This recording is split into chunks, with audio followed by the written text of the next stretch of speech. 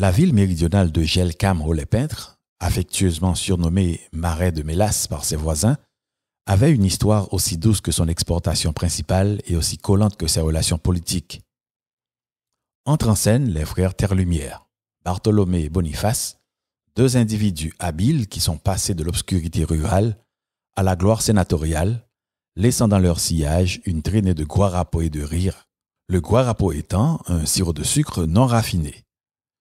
Bartholomé, l'aîné, ressemblait à une banane en sueur perpétuelle, toujours vêtu de costumes en lin mal ajustés.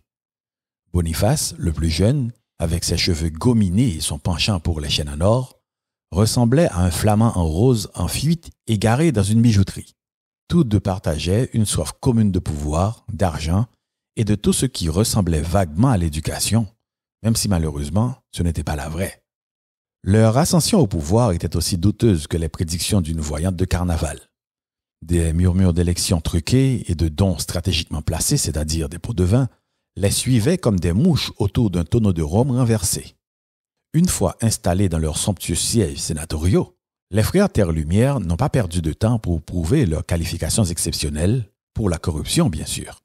Leurs fonctions officielles, qui consistaient principalement à faire une sieste pendant les séances du Grand Corps et à se disputer sur les meilleures marques de rhum, passaient au second plan par rapport à leurs activités secondaires lucratives.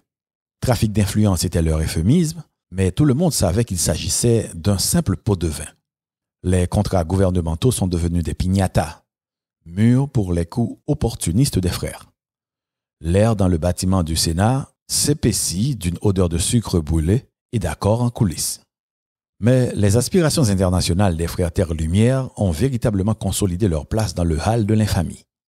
Ils ont conclu un accord avec le dictateur notoirement flamboyant de Isla Piñata, promettant un accès illimité aux réserves de sucre de Jelkam-Rollepintre en échange, disons simplement, de généreux dons livrés dans des valises qui ressemblaient étrangement à des sacs de plage surdimensionnés. Cette alliance stratégique, comme l'appelaient fièrement les frères Terre-Lumière, s'est retournée contre eux de façon spectaculaire.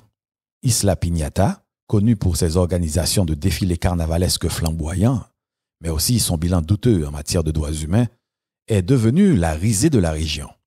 Jelkam-Rollepintre, déjà moqué pour sa bureaucratie lente à la mélasse, a gagné le surnom supplémentaire de République bananière junior. La presse internationale s'en est donnée à cœur joie. Un article particulièrement cinglant décrivait les frères Terre-Lumière comme deux goyaves trop mûrs essayant de se faire passer pour des mangues. Leurs visages, affichés sur les médias, sont devenus synonymes d'incompétence maladroite et de corruption tropicale. Les habitants de Jelkam-Rollepintre, initialement aveuglés par les promesses éclatantes des frères Terre-Lumière, ont commencé à se plaindre. L'inflation s'est envolée comme une montgolfière en fuite, alimentée par leurs habitudes de dépenses extravagantes. L'ostracisme les a marqués au fer rouge quand il a été su et documenté qu'ils détournaient les jeunes filles, les utilisant pour assouvir les désirs de leur bas-ventre. Leurs boubouttes préférées étaient envoyées se garer dans les universités et somptueux appartements de Saint-Dominique. Sur le plan local, les écoles restaient délabrées, les soins de santé étaient un mythe et les routes ressemblaient à des champs de canne à sucre très fréquentés, chaotiques et imprévisibles. Le tollé général a atteint son paroxysme lorsque les frères Terre-Lumière, dans un moment de surdité politique spectaculaire, ont proposé de construire une statue dorée géante d'eux-mêmes, financée, vous l'aurez deviné, par un généreux don d'Isla Piñata. L'aîné, Bartholomé, voulant même accéder à la magistrature suprême du pays. Cela a déclenché le grand soulèvement de la mélasse, une série de manifestations menées par des étudiants, des enseignants et même des producteurs de canne à sucre mécontents, armés de machettes et animés d'un farouche désir de changement. Bartholomé se sentait confiant. D'ailleurs, Boniface, son plus jeune frère, fatigué des questions navettes que lui posaient certains journalistes, dans un accès de colère, a procédé à extraire littéralement 2 dents à un étudiant. Les frères Terre-Lumière, confrontés à la colère de leur propre peuple et au mépris de la communauté internationale, ont finalement goûté l'arrière-goût amer de leurs actes. Ils ont été accusés de trafic illicite de stupéfiants, épinglés dans des affaires de violation des droits humains, laissant derrière eux une traînée de promesses creuses et de scandales politiques délicats. La ville continue à pas de tortue sur le chemin du rétablissement. Le grand soulèvement de la mélasse a servi de brutal signal d'alarme, rappelant à tous qu'une nation bâtie sur la corruption et l'ignorance est aussi douce et stable qu'un château de sable dans un ouragan. Quant aux frères Terre-Lumière, ils ont été vus pour la dernière fois en train de prendre le soleil sur une plage isolée d'Isla Piñata, leur chaîne dorée scintillant au soleil.